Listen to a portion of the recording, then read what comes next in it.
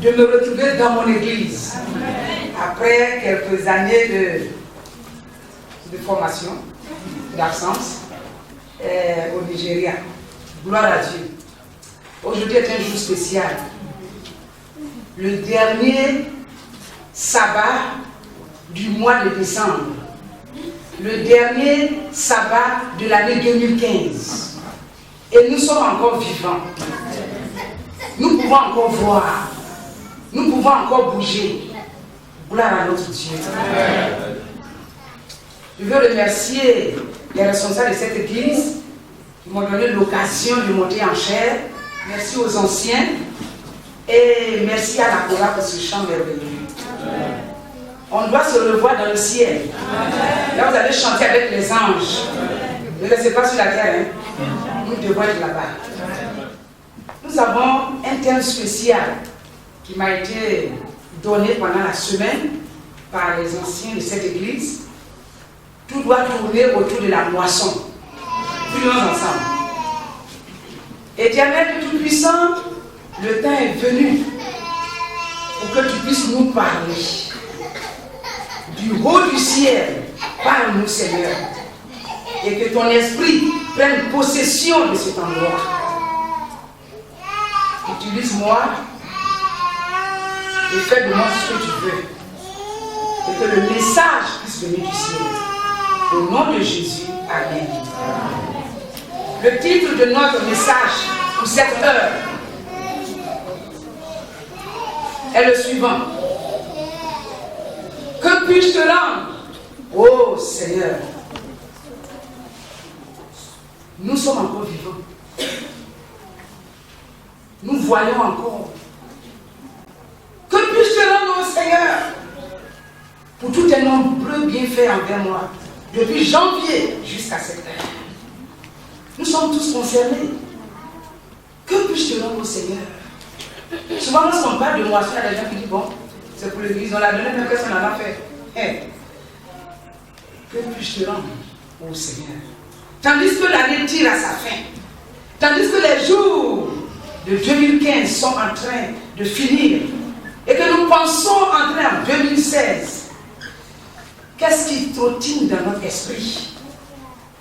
Est-ce qu'on s'explose dans les actions de grâce? Est-ce qu'on s'explose en action de reconnaissance? Ou est-ce qu'on se recouvre de manteaux de plainte? J'ai souffert en 2015. Quand quelqu'un te salue, comment ça va? On espère que les travaux, les problèmes de 2015 sont... Comment est-ce que nous exprimons en tant que chrétiens adventistes du 7e jour de l'église de Cocody? Est-ce qu'on reste dans les débois de l'année écoulée? Peut-être que nous avons des raisons pour pouvoir compter les malheurs, parce que l'ennemi, c'est ce qui nous amène à le faire. Et aussi le charnel, la chair, j'ai souffert.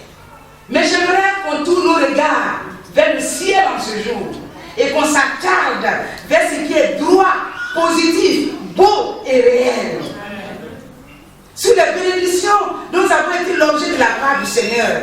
Au point où on peut s'écrier comme le psalmiste qui a reçu tellement de bénédictions et qui dit: que puis-je rendre au Seigneur? Rendre, c'est donner en retour. Restaurer, donner en connaissance. Pour le psalmiste, Dieu était tellement bon envers lui. Il est rempli de grâce et de bénédictions qu'il ne sait pas où commencer. Il dit: que puis-je rendre au Seigneur? Est-ce ma voix?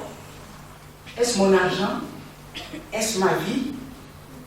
C'est la question que je me pose ce matin.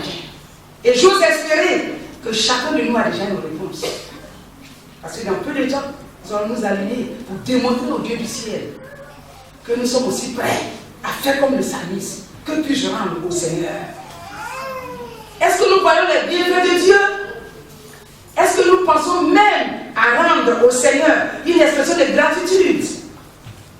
Oh, que le psaume 116, que le psaume 116, cette histoire de projection fait que souvent les gens ne veulent bien lire leur Bible. Que Dieu nous aide. N'oubliez pas vos Bibles. Ça, c'est notre trésor. Que le psaume 116 nous aide à comprendre, à voir les bienfaits dont nous avons été logés en l'an 2015. Que rendrai-je au Seigneur? Avant qu'on ne pense même qu'est-ce qu'il faut rendre au Seigneur, Dieu donne à chacun de nous, précisément chacun de nous, individuellement, des bénédictions spécifiques. Personne ne passe l'année sans bénédiction. Dites-moi le contraire. Personne dans la maison, les bébés, les mamans, les papas, personne ne passe l'année sans bénédiction. Quelles sont les bénédictions dont nous avons été logés en l'an 2015 et même pour les années déjà écoulées? Psaume 116, versets 1 à 2. Le psalmiste dit, il entend ma voix. Dieu entend ma voix. En l'an 2015, Dieu a entendu vos voix. Il écoute, il s'intéresse à ce que nous disons, il s'intéresse à nos peines, à nos luttes. Nous adorons un Dieu qui n'est pas sourd. Quand les gens quittent ici, ils veulent aller essayer ce qui se passe au dehors, c'est peine perdue. Là-bas, on doit mettre ça autour des reins, on doit mettre ça au bras, on doit accrocher ici. C'est mon Dieu que je vais accrocher comme ça. Nous adorons un Dieu qui n'est pas sourd. Il écoute et il entend. Quel privilège d'avoir un Dieu sympathique qui écoute. Son réseau n'est jamais occupé. Tu appelles, j'appelle, nous appelons et il entend. Au même moment, ce réseau n'est jamais occupé. Et quand on appelle, il répond. Et il répond au moment opportun. Il peut répondre immédiatement. Demandez aux aveugles de Jéricho. Oh Jésus, permets qu'on puisse voir. Donnez-leur la vue. Et Isaïe voyait déjà clair. Il peut dire, oui, attendez un peu. Demandez aux sœurs de Lazare. J'arrive. Et quand il est arrivé, Lazare était où? Dans la tombe. C'était un problème pour Jésus. Lazare. Notre Dieu, lorsqu'il appelle, même les morts entendent sa voix. Alléluia. Des fois, il dit non. Demandez la porte. Ma grâce te suffit. Là où tu es là, c'est bon. Ma grâce te suffit. Il écoute. Il nous a écoutés à l'an 2015. Et puis je demande au Seigneur. Quelquefois tu appelles et la personne met son téléphone sous silence. Quelquefois tu appelles et puis dis aujourd'hui je ne prends même pas de coup de fil. Quelquefois tu dis Colette viens, tourne le regard. Mais il y a un qui écoute toujours. Le Dieu du ciel. Le psalmiste poursuit et dit au verset 3 et 8. Il délivre de la mort. Psaume 107 verset 3. Les angoisses du sépulcre m'avaient saisi. J'étais en proie à la détresse et à la douleur. Les liens de la mort m'avaient environné. Mais l'Éternel m'a délivré. Délivrant de la mort spirituelle. Jésus a laissé le ciel. Des fois, quand on nous parle de nos petits conforts, bon, on va aller au village. Ah, moi, je ne vais pas au village. On parle de Jésus qui a laissé le ciel. Avec tout le confort. Avec les anges, avec l'adoration, il dit je dois aller les sauver. Et en 2015, ici, j'ai vu dans cette église, des âmes se sont données au Seigneur. Il nous a sauvés quoi? De la mort spirituelle.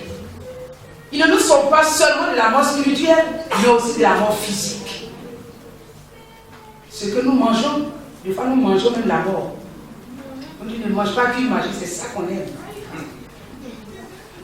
Allez demander à ceux qui ont fait la. On n'a pas le temps aujourd'hui. Et des fois, on s'engouffre dans des relations qui nous entraînent où? À la mort. Je vais essayer. Des jeunes filles se font essayer. Le sida essaie.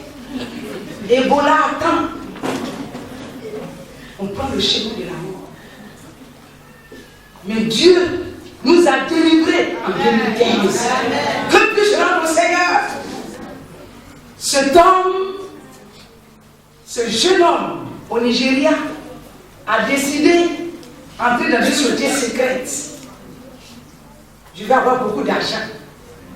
Comme ça, les autres vont me voir dans ma grosse voiture. Il ne sait pas qu'en allant, on offre sa vie. Alors, il a commencé à lire les livres. Il dit, oh, c'est seulement les livres, je veux simplement savoir. Quand vous lisez l'Internet, vous pouvez tout savoir. Que Dieu soit avec vous. Vous pouvez tout savoir. Et il est rentré là-dedans. Donc ça, il donne. Donne un poulet, il donne. Donc ceci, il donne. Il est arrivé à un niveau où on a dit, bon, tu as déjà accumulé assez d'argent. Ils lui ont donné une date. À cette date, quelqu'un d'autre doit aussi manger ton cœur. Est-ce qu'on mange le cœur quand quelqu'un est besoin?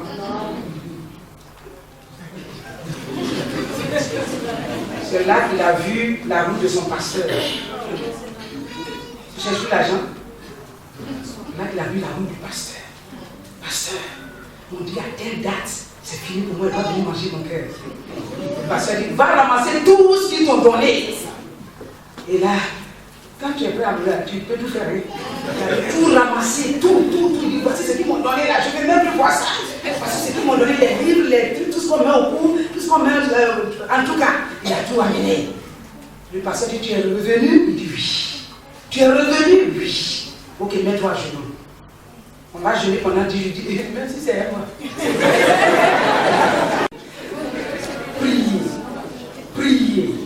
Priez.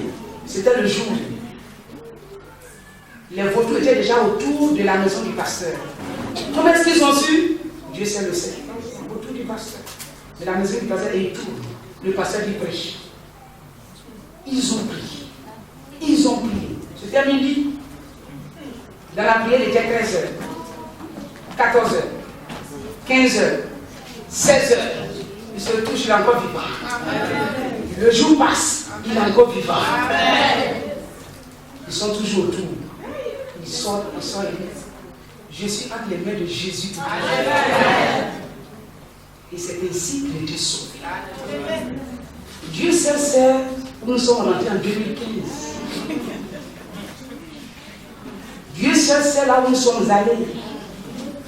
Et nous sommes encore vivants. Que puis-je rendre au Seigneur? Que puis-je rendre à mon Dieu?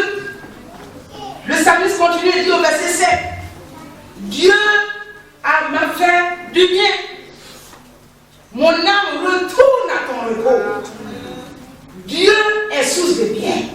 Dieu est bien. Il nous a fait du bien en l'an 2015. Protection pendant les voyages. Quand je pense à la maison, à Bafok, jusqu'ici, c'est Dieu. C'est Dieu, parce que c'est un paquet chauffeur qui nous conduit. Moi, c'est moi qui c'est un paquet qui nous conduit. La grâce de Dieu. C'est lui qui nous a guéris de toutes nos maladies. C'est lui qui nous a délivrés de la force. C'est lui qui nous couronne de bonté et de miséricorde. C'est lui qui rassasie de bienfait notre vieillesse. Je vois que les mamans rajeunissent. C'est Dieu. C'est lui qui nous fait rajeunir comme l'aigle. Et il remplit nos bouches de bonnes choses. Quand tu vois le foutu là, c'est Dieu. Quand tu vois l'appliquer là, c'est Dieu. Souvent, on pense que c'est normal. C'est Dieu. Il y a des Européens qui sont en train de voyager, ils sont réfugiés. C'est parce que vous suivez les nouvelles. Réfugiés dans le monde. D'autres sont morts dans la mer. Parce qu'ils ne peuvent pas rester dans leur pays. Ils doivent bouger. Ils doivent aller. Mais le Seigneur nous a protégés pendant les voyages. Le Seigneur a permis à nos enfants d'aller à l'école. Le Seigneur a permis à nos enfants de connaître Jésus-Christ. Que puis-je rendre au Seigneur? Que puis-je rendre au Seigneur? Le verset 16, le psaume 116 nous dit ceci. Écoute-moi, ô Éternel, car je suis ton serviteur fille de ta servante. Tu as détaché mes liens. Amen. Tu as détaché mes liens en 2015. Les liens ancestrales. Là où le grand-père a donné les noms de tous les enfants, les petits-enfants et arrière-petits-enfants. Dieu nous a délivrés en 2015. Il a brisé aussi les liens de l'alcool. Il y a des gens qui ne peuvent pas ne pas boire. À l'église, ils sont sereins, mais le dimanche, c'est grave. Il nous a délivrés des liens de la fornication.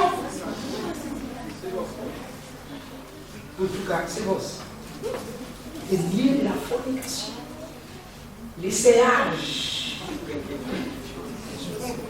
Il nous a sauvés des liens des injures. Je ne peux pas ouvrir la bouche sans injurier. Je dois lui dire, c'est toi qui vas dire que c'est adulte.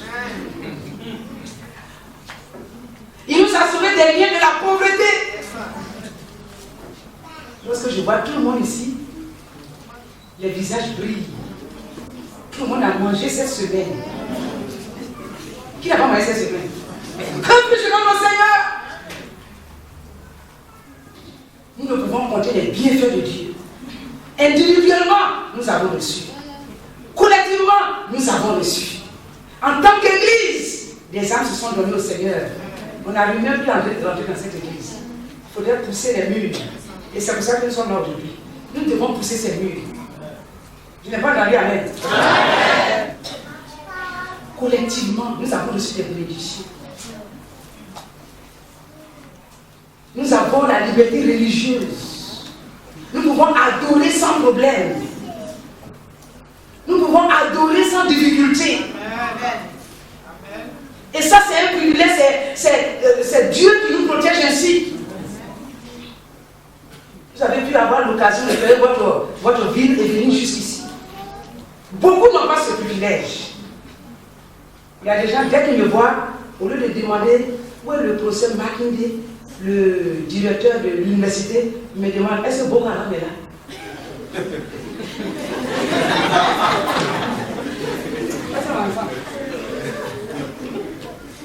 Ils sont effectivement au nord. Le pasteur à l'église, un pasteur est venu jusqu'à Bako pour nous donner ce témoignage. Le pasteur à l'église, sa femme est en chair, et tout d'un coup, tous les regards se tournent vers un seul endroit. Et la femme ne peut plus bien s'asseoir. Et tous ceux qui sont dans l'église bougent. Et on regarde. Bougent et on regarde. Que se passe-t-il? Comme d'habitude, ils entourent les églises. Ils avaient déjà entouré l'église. Ils avaient déjà entouré l'église. Le pasteur est sorti. Parce que Dieu vous protège. Amen. Amen. Le pasteur, si je dois me livrer pour mon église, qu'est-ce que vous voulez? Vous voulez du sang? Je suis prêt. Mais ne touchez à aucun de mes membres. Et la discussion a commencé. La discussion a commencé. Et tandis qu'il discutait, qu'il criait, le pasteur a pu lancer un message pour que la police vienne. Et le temps qu'ils se rendent compte, la police aussi les avait entourés. Nous avons l'occasion d'adorer dans la paix. Et souvent, on doit supplier des gens pour venir à l'église.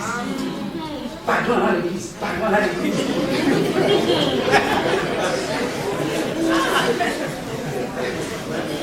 C'est bon, c'est bon. On adore. Dans cette paix, dans cette joie, depuis janvier jusqu'à cette heure, nous avons adoré notre Dieu. Dans la paix, dans la joie, dans la concorde, dans l'union, en présence de notre Dieu. Que puis-je rendre au Seigneur? Que puis-je rendre à Dieu? C'est la question qui nous est posée. Et c'est la deuxième partie de notre cerveau. Que puis-je rendre à Dieu? Le psalmiste a répondu à cette question. Et j'ose espérer que vous êtes en train de répondre à cette question. J'ose espérer. Le psalmiste commence avec le verset 1-2 du chapitre 116. J'aime le Seigneur. La première des choses qu'on peut rendre au Seigneur, c'est l'amour qu'on a pour lui. Et le Seigneur ajoute, vous devez m'aimer de tout cœur, de toute votre âme et de quoi? De toute votre pensée. C'est-à-dire que quand je dors, c'est Jésus. Quand je me lève, c'est Jésus. Quand je bouge, c'est Jésus. Un amour sans faille à donner au Seigneur. Est-ce que nous aimons vraiment le Seigneur? Parce qu'il dit, si vous m'aimez, gardez mes commandements. Priez pour moi, quand on a prié pour toi, tu as du travail. Et dans mon travail, là, on ne me donne plus le sabbat libre. Pourquoi on a prié alors? Si vous m'aimez, gardez le commandement. Priez pour moi, pour que je me marie. Je me marie maintenant. Mon mari n'avait pas que je vienne à l'église samedi. Si vous m'aimez, gardez le commandement. L'examen est tombé samedi. Comment je vais faire? Comment tu vas faire quoi? Comment je vais faire? L'examen est tombé samedi.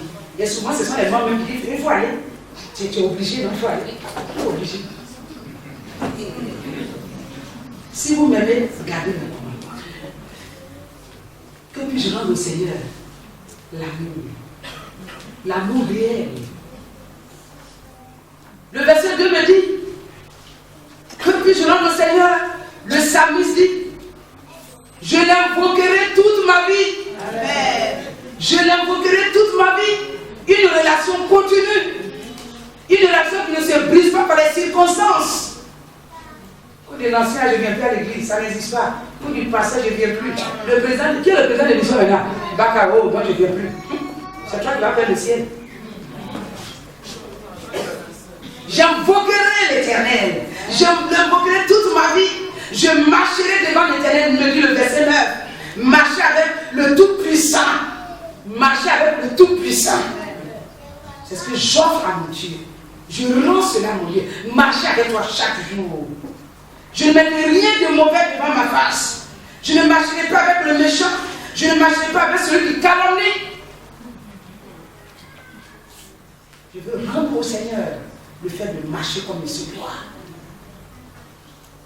Le verset 7 me dit, je mettrai ma confiance en Dieu, une confiance absolue. Je rendrai à l'Éternel cette confiance. C'est lui que je consulte. Alléluia. Amen. C'est lui que je consulte. Amen. Quand je suis devant mon miroir, c'est lui que je consulte. Quand je dois manger, c'est lui que je consulte. Bon, ma sœur, je vais faire comment? C'est lui que je consulte. Quand je dois me marier, c'est lui que je consulte. Une confiance absolue. Nous manquons beaucoup de choses parce qu'on ne prend pas ce que Dieu met au devant de nous. Cette confiance-là. Nous devons lui faire ce tonnerre en lui faisant confiance. Il est capable de tout. Le temps ne nous permet pas d'entrer dans l'état. Il est capable de tout. Il fend la mer rouge. Il fait sortir du feu. Il marche sur l'eau. Il ressuscite. Il permet que les aveugles voient clair. Il n'y a rien qu'il ne peut faire. Faisons-lui confiance aujourd'hui. C'est ce que nous devons rendre à notre Dieu. Faisons-lui confiance aujourd'hui. Et il continue au verset 13. Ah, chers amis, il répète cela même jusqu'au verset 18. Verset 13, il me dit ceci. J'accomplirai. J'élèverai la coupe des délivrances. J'invoquerai le nom de l'Éternel. Et j'accomplirai tous les vœux. Verset 18. J'accomplirai mes vœux envers l'Éternel, en présence de tout son peuple. Amen. La religion, c'est dans le cœur. On n'a pas besoin de montrer. Non. Voilà. La petite dit, tu as compris ça? Quand j'ai une jeune femme, que tu sois avec toi. J'accomplirai mes vœux devant tout le monde. Aujourd'hui, que personne n'ait honte de se déplacer. Il y a des gens qui ne donnent jamais d'offrande. On dit offrande, ils n'ont plus d'argent. J'accomplirai mes vœux et j'offrirai des actions de grâce. Amen. J'offrirai des actions de grâce. Je chanterai. Je chanterai. Myriam, après la traversée de la mer Rouge, a chanté. Il y a des mamans quand elles deviennent âgées, elles ne peuvent plus chanter de la chorale. Que Dieu soit avec nous. Il y a un courage d'adulte. Continue. Bien matériel, nous devons aussi offrir cela au Seigneur. Dieu donne sans problème. Qu'est-ce que nous attendons? J'ai levé la coupe de délivrance, il m'a délivré. La coupe de réjouissance, il m'a donné la joie. Rends grâce à Dieu. Est-ce que Dieu demande de nous? Est-ce que Dieu demande de nous? Lorsque Jésus était sur terre, il a fait même au tombeau. Lorsque Lazare a pu sortir du tombeau, qu'est-ce que Jésus a dit? Je te rends grâce. Jésus a dit, je te rends grâce. Qu'en est-il de moi? Est-ce que je rends grâce de tous les nombreux bienfaits dont je suis l'objet? Et je te rends grâce.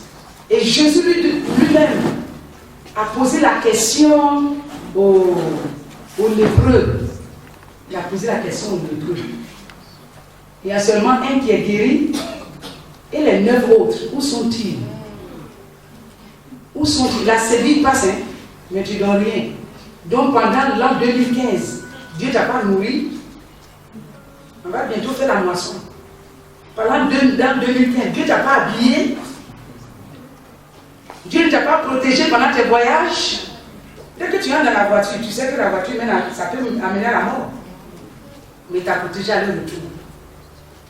À l'an 2015, tu t'es marié. Que rendrai-je au Seigneur? À l'an 2015, Dieu t'a donné ce bébé. Est-ce que Dieu n'a rien fait pour nous en l'an 2015? Réfléchissez pour voir ce que nous devons donner au Seigneur. Mais, quelle peut être notre réponse? On a vu ce que Dieu nous a donné comme bénédiction. Et on a vu ce que nous pouvons donner au Seigneur. Notre voix, notre argent, notre vie. Quelle est ma réponse? Oh, la plupart du temps, les gens qui n'ont rien. Au contraire, ils se plaignent. Ici, dans l'église, juste là, qu'est-ce que j'ai eu? Donc, rien. Il y a des gens qui donnent. Ils donnaient, et en ce moment, tout allait bien. Quand tout va bien, je donne. Quand je suis content, je donne. Je dis merci Seigneur, voici. Quand j'ai du surplus, je donne. Ah oh Jésus, merci pour toi. Quand tout va bien dans la famille, alléluia, oh moi j'aime Jésus-Christ, je suis chrétien, je donne. Pourquoi est-ce que nous devons donner? Nous devons donner même lorsque cela nous coûte. Même lorsque cela nous coûte. Aujourd'hui, nous avons l'occasion de le faire. Gloire soit rendue à Dieu. Parce que ces 9 autres qui ne sont pas venus à Jésus ne sont pas ici aujourd'hui. J'ose espérer que nous sommes tous dans celui-là seul qui est venu dire merci à Jésus.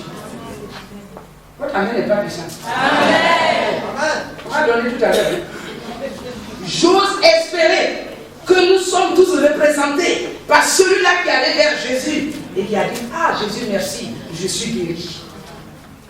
On prie, mais lorsqu'on est guéri, on ne nous va plus. Oh, il y a celui-là, il y a celle-là qui est toujours reconnaissant envers Dieu, quelle que soit la circonstance, qu'elle ait beaucoup, qu'il ait beaucoup ou non, qu'il soit joyeux ou non, lorsqu'on dit de donner, il donne. Lorsqu'on dit de donner, elle donne. Et ce qui est intéressant, chers amis, lorsqu'on est reconnaissant envers Dieu, lorsqu'on rend à Dieu ce qu'il demande de nous, lorsqu'on rend à Dieu en signe de reconnaissance, lorsqu'on rend à Dieu en signe de gratitude, on est béni. On est béni. Amen. La parole de Dieu dit dans Malachie 3, verset 10, mettez-moi à l'épreuve et vous verrez si je n'ouvre pas pour vous les écluses des cieux, si je ne répands pas sur vous la bénédiction en abondance. Donnez et vous verrez. Soyez reconnaissants et vous verrez. Dites merci à Dieu et vous verrez. Les hommes de santé prenant appui sur la parole de Dieu déclarent qu'un esprit de gratitude est un bon remède. Quand tu dis merci, tu te portes mieux. Quand tu es reconnaissant, tu te portes mieux. Tu te portes mieux. Ta vie est illuminée. Ta vie est éclairée. Oh, chers frères et sœurs, chaque chrétien aujourd'hui, chacun de nous ici assis aujourd'hui, doit faire le bilan de tout ce qui s'est passé en 2015 et savoir dire merci à Dieu. Savoir rendre à Dieu. Savoir exprimer sa gratitude envers Dieu. Il n'y a pas un autre sabbat, 26 décembre 2015 encore, que Dieu ne nous demande pas compte de ce que nous entendons aujourd'hui. Chaque chrétien doit le voir et voir comment Dieu a pu consoler le cœur meurtri cette nuit-là.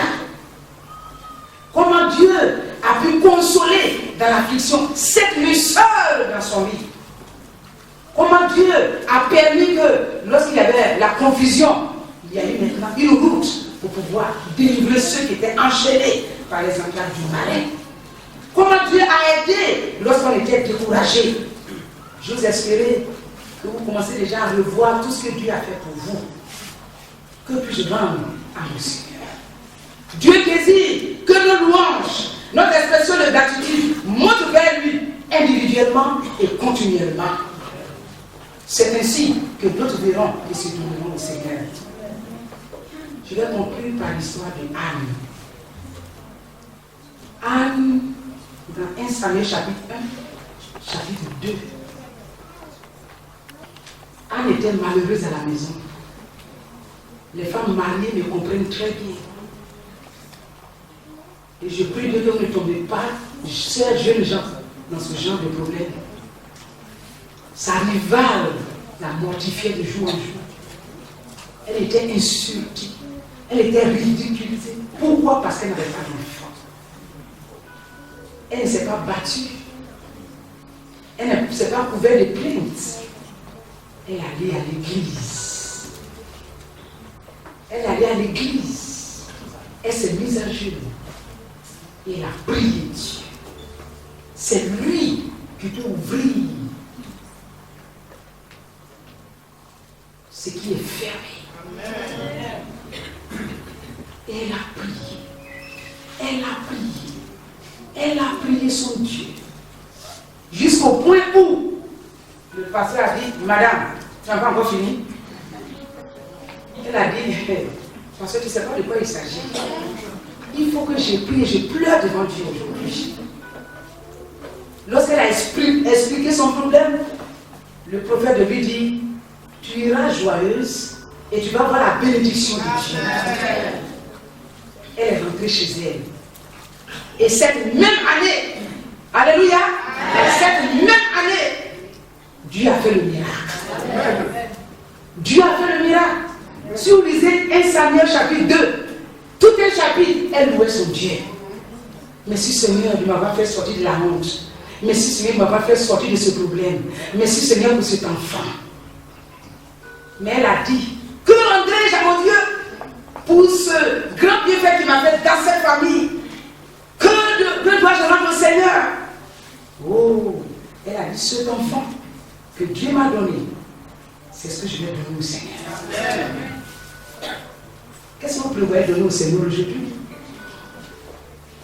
Cet enfant que Dieu m'a donné, je vais le donner au Seigneur. Et au moment prévu, elle allait à l'église. Elle a offert l'enfant au Seigneur. Amen. Lorsqu'elle est retournée chez elle, Dieu lui a donné combien? 5 autres. Amen. Dieu lui a donné 5 autres. Chers frères et sœurs, chers amis, lorsque tu donnes, tu reçois. Amen. On n'a rien qu'on n'ait pas reçu. On n'a rien nous-mêmes et ce que nous avons bien visé. On n'a rien qu'on ait reçu de Dieu. Aujourd'hui est le jour de moisson. Aujourd'hui est le jour de célébration.